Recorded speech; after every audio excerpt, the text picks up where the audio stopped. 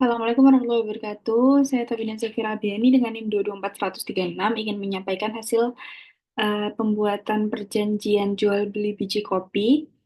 Dimulai langsung dari struktur anatomi perjanjian, ada yang pertama judul. Judul atau heading atau nama perjanjiannya saya membuat dengan perjanjian jual beli biji kopi.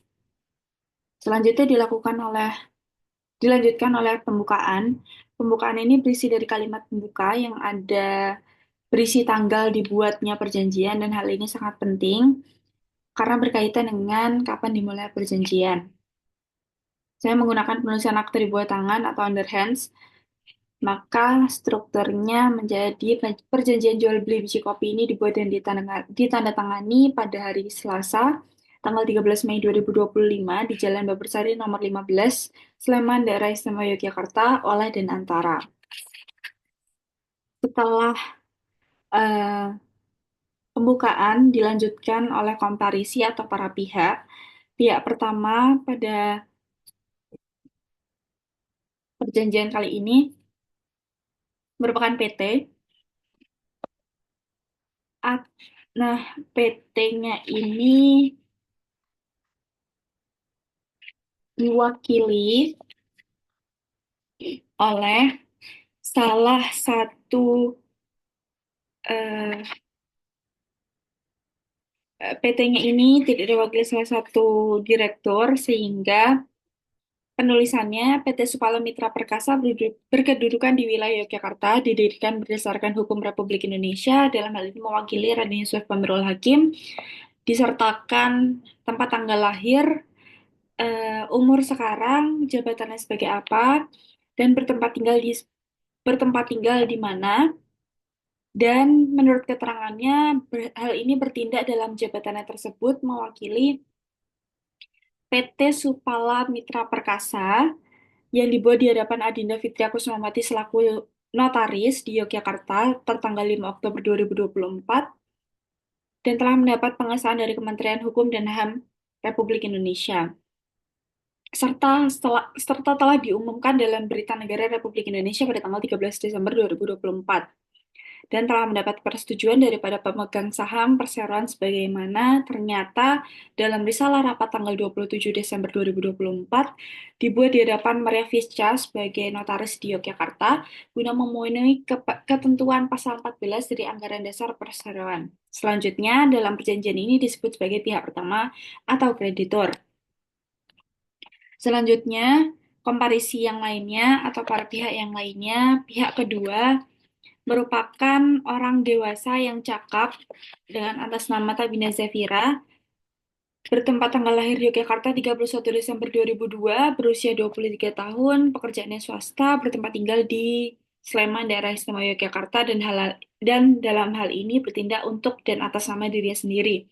Selanjutnya dalam perjanjian disebut sebagai pihak kedua atau debitur.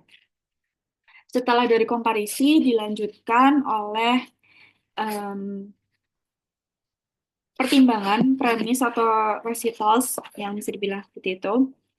Eh, Premisnya saya menuliskan yang pertama bahwa pihak pertama yang menjalani jabatannya tersebut berkeinginan untuk memperjualbelikan biji kopi yang akan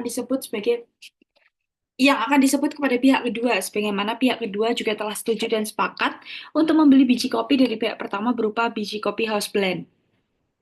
Bahwa untuk menghindari hal-hal yang tidak diinginkan, para pihak telah setuju untuk mengatur perjanjian jual beli dengan ketentuan dan syarat yang sudah saling diterima sebagai berikut. Kedua belah pihak telah sepakat untuk mengadakan perjanjian jual beli biji kopi house blend dengan minimal pembelian 10 kilo setiap transaksi, bahwa pihak pertama telah berpengalaman sejak lama dalam memproduksi dan memperjualbelikan biji kopi house blend, bahwa pihak pertama memiliki informasi yang bernilai mengenai produksi biji kopi house blend yang diperjualbelikan. Selanjutnya, bahwa pihak kedua merupakan perseorangan yang mengolah dan mengonsumsi biji kopi house blend untuk kedai kopi UMKM miliknya. Selanjutnya, atas dasar pertimbangan yang telah ditetapkan, para pihak ini saling setuju dan sepakat untuk membuat perjanjian. Setelahnya, terdapat struktur yang lainnya setelah Setelah pertimbangan, yaitu isi perjanjian, kedua belah pihak telah bersepakat untuk mengadakan ikatan perjanjian jual beli di mana syarat dan ketentuannya diatur dalam pasal, sehingga terdapat pasal dalam isi perjanjian.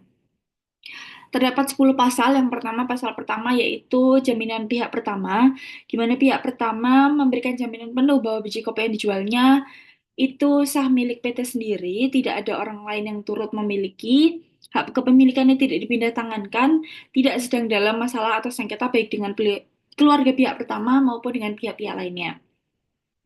Kemudian jaminannya disaksikan kedua orang saksi. Yang pertama Alicia Hutagalung, pekerjaan PNS sebagai adik kandung dari pihak pertama, dan Nia Sunandar sebagai kakak kandung dari pihak kedua.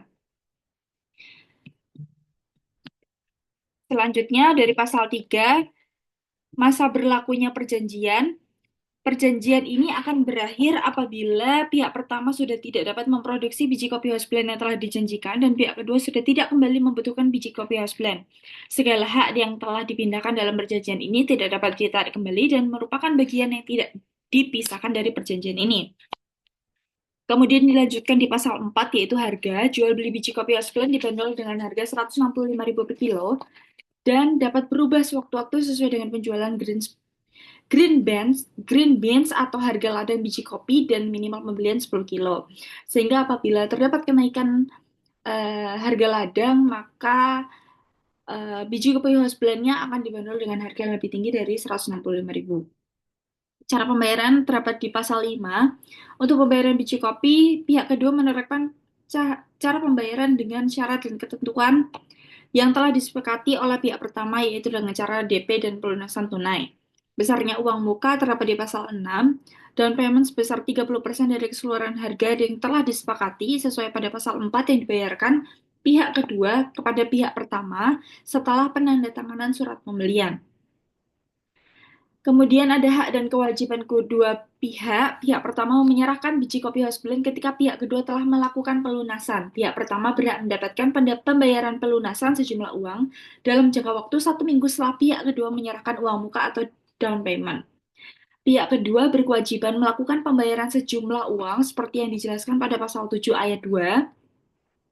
Kemudian pasal 8, penyelesaian perselisihan, dan apabila terjadi perselisihan yang tidak bisa diselesaikan secara kekeluargaan atau musyawarah mufakat, kedua belah pihak bersepakat untuk menyelesaikannya secara hukum.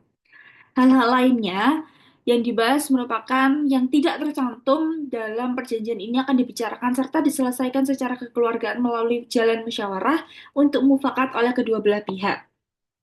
Dan pasal 10 sebagai penutup, surat perjanjian ini dibuat atas kertas bermaterai secukupnya yang ditandatangani oleh disaksikan oleh dua orang saksi dan dibuat rangkap dua yang berkekuatan hukum yang sama serta masing-masing dipegang oleh pihak pertama dan pihak kedua. Hal itu eh, menjadi penutup, dan yang terakhir terdapat